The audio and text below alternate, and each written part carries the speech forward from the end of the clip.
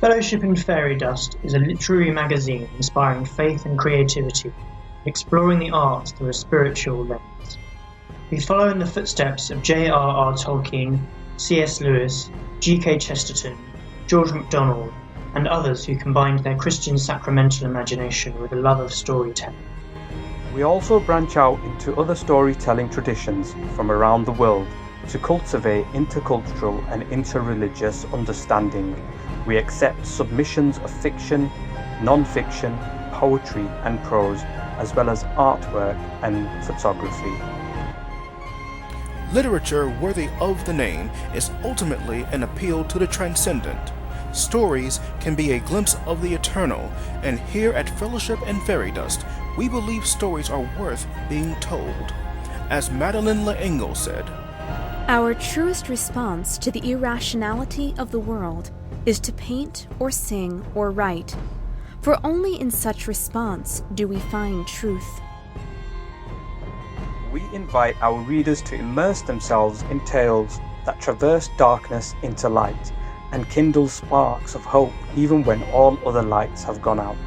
As J.R.R. Tolkien wrote, "The world is indeed full of peril, and in it there are many dark places, but still there is much that is fair.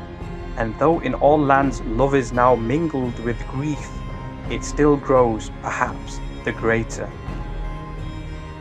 We strive to exercise the precious gift of subcreation, bringing ideas into reality and revealing the artistic nature of every soul.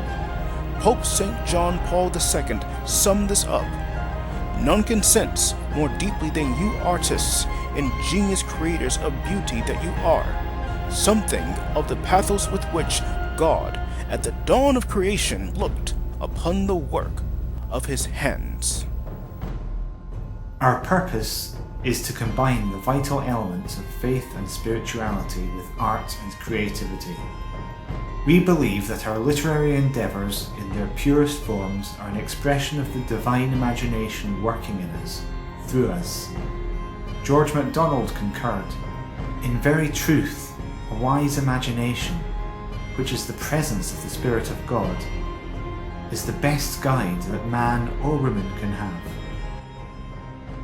Our medium is a space for authors to flourish in their chosen craft, becoming more authentically present to themselves and others through their works.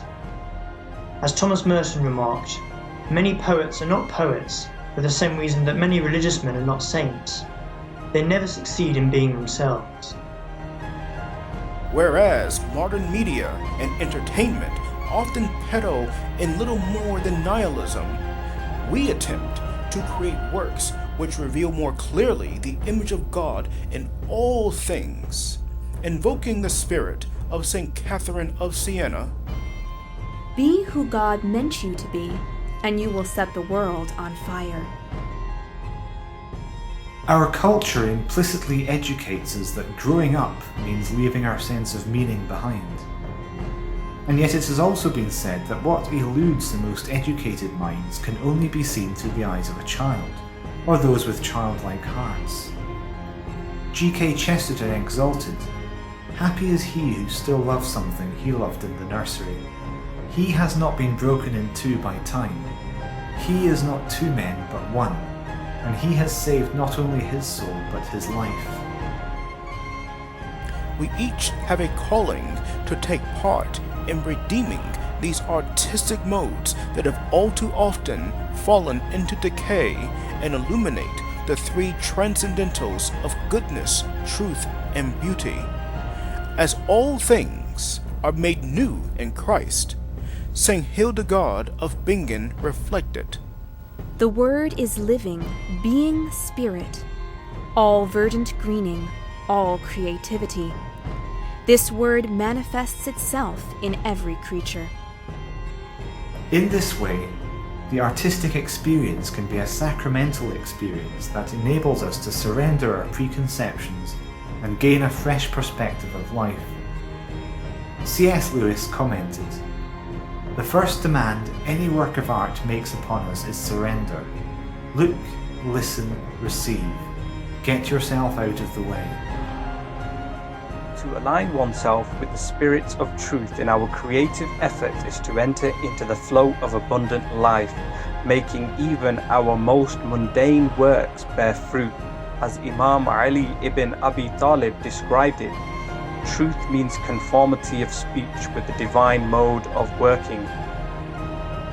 It is this connective inspiration that often unites varied disciplines through the intrinsic desire to reach beyond ourselves and delve deeper into the mysteries of the interior life. As St. Thomas Aquinas noted, because philosophy arises from awe, a philosopher is bound in his way to be a lover of mythology and poetic fables. Poets and philosophers are alike in being great with wonder. Fellowship in Fairydust is a convergence of combined talent and inspiration, drawn from diverse traditions and walks of life, seeking to best submit our talents to the service of the divine work. As St. Teresa of Avila stated, God gave us faculties for our use. Permit them to do their work until divinely called to something higher. Through our shared writings and artistry, we embark on a journey of discovery, revealing the hidden unity within diversity through sacramental imagination. To quote the Sufi poet Maulana Jalaluddin Rumi, "In your light I learn how to love, in your beauty how to make poems. You dance inside my chest where no one sees you, but sometimes I do, and that sight becomes this art."